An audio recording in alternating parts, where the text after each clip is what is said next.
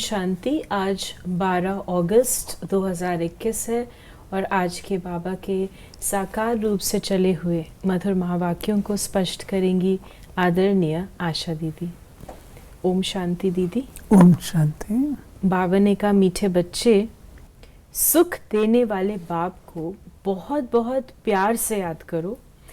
याद बिगर प्यार नहीं हो सकता। देखिए, जो हमारी याद की विशेषता है वो यही है कि हम बाबा को बहुत संबंध सहित और प्यार सहित याद करते हैं। अगर प्यार नहीं है तो याद नहीं हो सकती। इसलिए हमको बाबा को प्यार से याद करना, ये हमारी विशेषता है। क्वेश्चन है, बाप बच्चों को रोज रोज याद का अभ्यास करने का इशारा क्यों देते हैं? क्योंकि याद से ही आत्मा पावन बनेगी, याद से ही पूरा वर्षा ले सकेंगे, आत्मा के सब बंधन खलास हो जाएंगे, विकर्मों से मुक्त हो जाएंगे, सजाओं से छूट जाएंगे।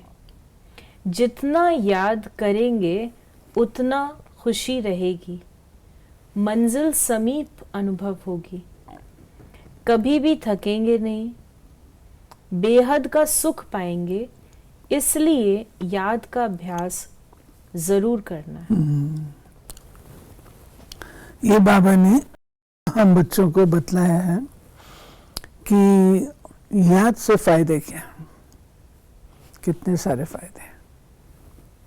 गीत है, बचपन के दिन भुला न देना। मीठे मीठे रूहानी बच्चों ने गीत की लाइन का अर्थ समझा। अभी जीते जी तुम बेहद के बाप के बने हो, सारा कल्प तो हद के बाप के बने हो, सतयुग में भी हद के बाप के बनते हो।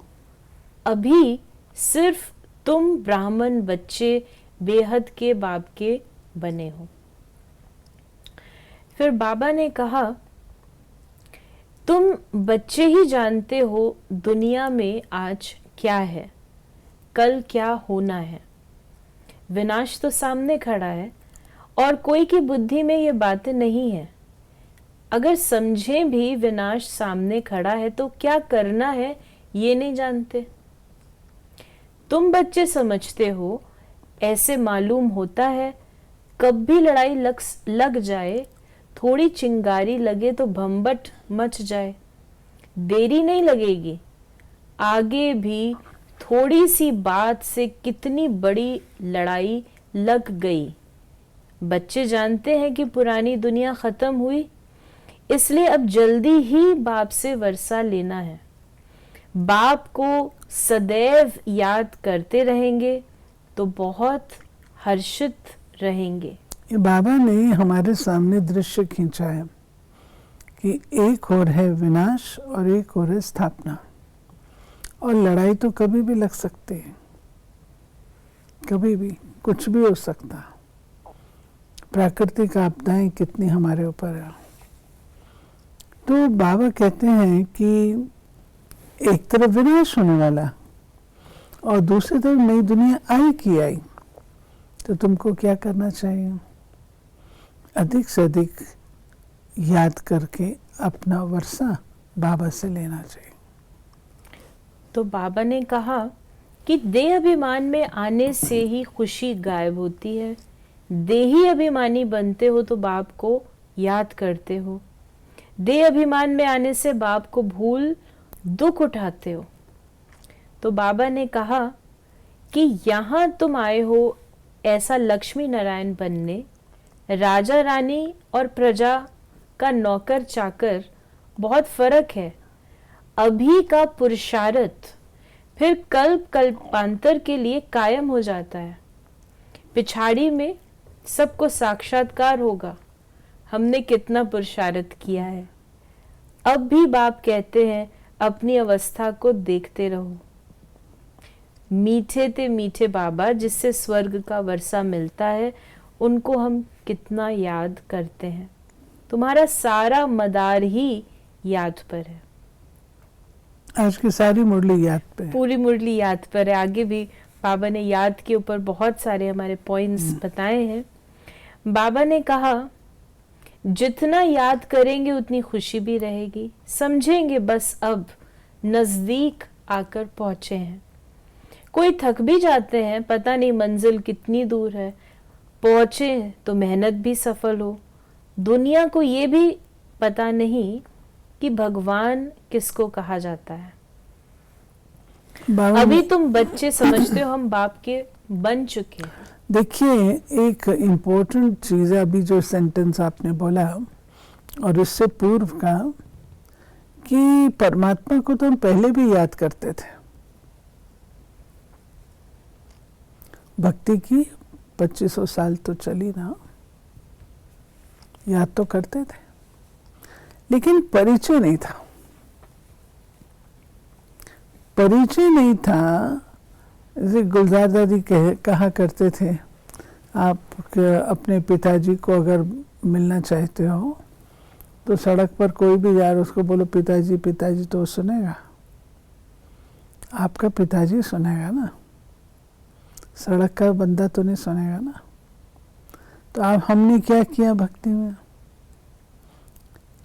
बुलाते रहे भगवान को, याद करते रहे, वो झांझ और मजीरे बजाते रहे, परंतु परिचय कहाँ था? तो परिचय बाबा देता है, तब हमारा उसका संबंध जुड़ता है, आत्मा को स्मृति आती है, वो स्नेह की प्राप्ति का अनुभव करती है, और जहाँ प्राप्ति होती है वहाँ पे याद स्वतः रहती है। बाबा ने कहा कि तुम समझते हो योग से बहुत बल मिलता है, हम कोई विकर्म करेंगे तो सजा बहुत खाएंगे, पद भ्रष्ट हो पड़ेगा, याद में ही माया विघन डालती है। फिर बाबा ने कहा कि बाप बच्चों को रचते ही हैं वर्षा देने के लिए। शिव बाबा के तो हम हैं ही, वो नई सृष्टि रचते हैं बच्चों को वर्षा देने के लिए। शरीरधारी को ही वर्षा देंगे, आत्माओं को, आत्माएं तो ऊपर में रहती हैं, वहां तो वर्षे व प्रारब्ध की बात नहीं है। तुम अभी पुरुषार्थ कर प्रारब्ध ले रहे हो जो दुनिया को पता नहीं है। अब समय नजदीक आता जाता है, इत्तला करते रहते हैं फलाना अगर ऐसे करे, बाबा लड़ाई की बात कर रहे हैं, तो हम उनको एकदम उड़ा देंगे। उड़ाने की तैयारी हो रही है। बॉम्ब आदि कोई रखने नहीं है, तैयारियां बहुत हो रही हैं। ये बाबा कहते हैं, ये ना समझो कि बॉम्ब्स बने तो कोई शोकेस में रखने के लिए बने, ये सब विनाश की तैयारी है। बाबा ने कहा अभी बाप तुमको फरमान करते हैं कि मुझे याद करो, नहीं तो पिछाड़ी में बहुत रोना पड़ेगा। इम्तिहान में नापास होते हैं तो जाकर डूब मरते हैं गुस्से में।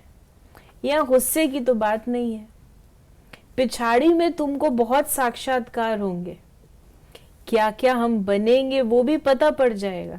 यानी एक जन्म का नहीं है, कई जन्म पता चल जाएंगे, या कुछ अपना पद दिखाई देगा। आई एम अज्यूमिंग आप क्लियर करेंगे उसे। तो बाप का काम है पुरुषार्थ कराना। कहते हैं बच्चे कर्म करते हुए जो है ना, दो प्रकार की क्यू लगेगी अंत में, एक प्राप्ति की, एक पश्चाताप की। तो प्राप्ति वाले तो खुशी खुशी जाएंगे, जो पश्चाताप वाले होंगे वो कहेंगे नाहक हमने अपना समय गंवाया, थोड़ा सा पढ़ लेते तो क्या था, यहाँ से यहाँ हम आ जाते हैं। तो बाबा कहते उस समय का जो पश्चाताप है ना, बहुत खौफनाक होगा। बाबा ने बताया खून के आंसू बहाएंगे।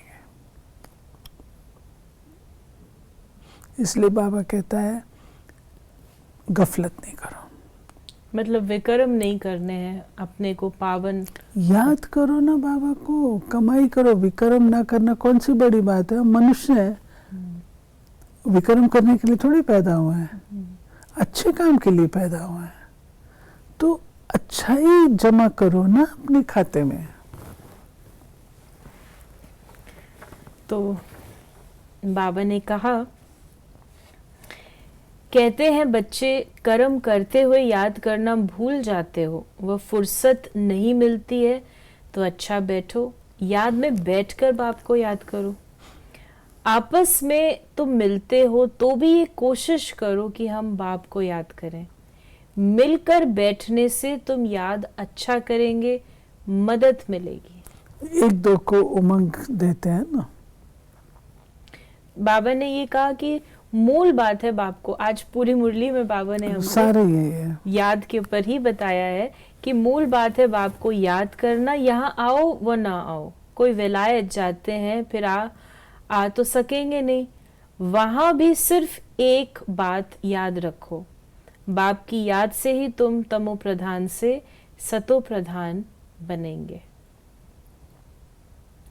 फिर बाबा ने कहा कि पवित्र नहीं बनेंगे तो याद नहीं कर सकेंगे। नेचुरल है, अगर हमारा ठीक ही नहीं होगा, मन ठीक नहीं होगा तो याद कैसे करेंगे। बाबा ने कहा यूं तो सेंटर पर आने से नई नई पॉइंट सुनते रहेंगे, अगर किसी कारण से नहीं आ सकते हैं, बरसात पड़ती है अथवा कर्फ्यू लगता है, कोई बाहर नहीं निकल सकते, फिर क्या करेंगे। बाप कहते हैं हर्जा नहीं, कहाँ भी रहते तुम याद करो, चलते फिरते याद करो, औरों को यही कहो कि बाप को याद करने से विकर्म विनाश होंगे और देवता बन जाएंगे। अक्षर ही दो हैं। बाबा ने कहा कि मनुष्य पुरुषार्थ करते ही हैं ऊंच मर्तबा पाने के लिए। अब जबकि बाप के पास ऊंच मर्तबा मिलता है तो गफलत क्यों करनी चाहिए। स्कूल में जो नहीं पढ़ेंगे तो पढ़े लिखे के आगे भरी ढोनी पड़ेगी। बाप को पूरा याद नहीं करेंगे तो प्रजा के भी नौकर चाकर बनेंगे। इसमें कुछ थोड़े होना चाहिए, प्रजा के भी नौकर होंगे। क्यों नहीं होंगे, प्रजा के आज की डेट में आपके घर में नौकर होता है तो प्रजा का सत्य की प्रजा में नहीं होगा। तो बाबा ने कहा कि नहीं पढ़ेंगे तो वहां नौकर चाकर बनेंगे। बाप कहते हैं बच्चे अर्जुन योग बल में होशियार हुए नहीं है, ऐसा न हो लड़ाई लग जाए, परंतु ड्रामा अनुसार ऐसा होगा ही नहीं।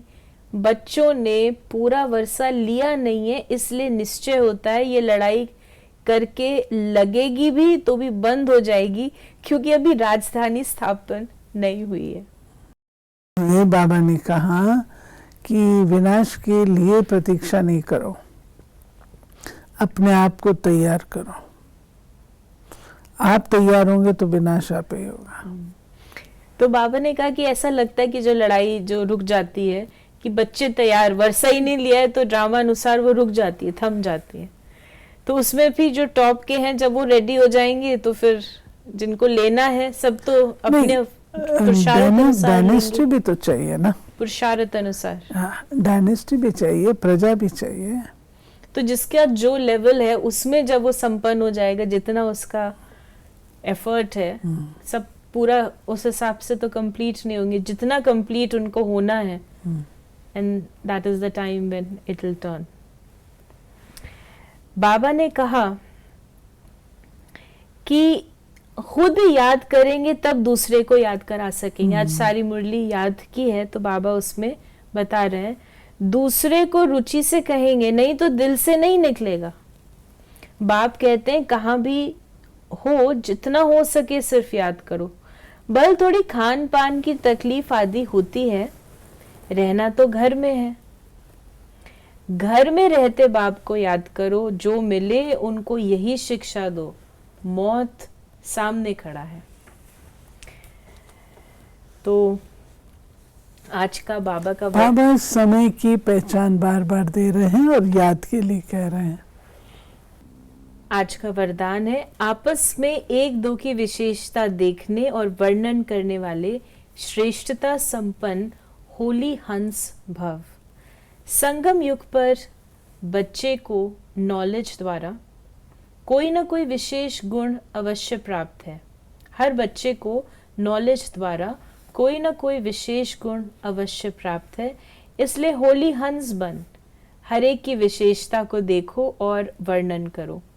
जिस समय किसी की कमजोरी देखते या सुनते हो तो समझना चाहिए कि ये कमजोरी इनकी नहीं मेरी है, क्योंकि हम सब एक ही बाप के, एक ही परिवार के, एक ही माला के मणके हैं।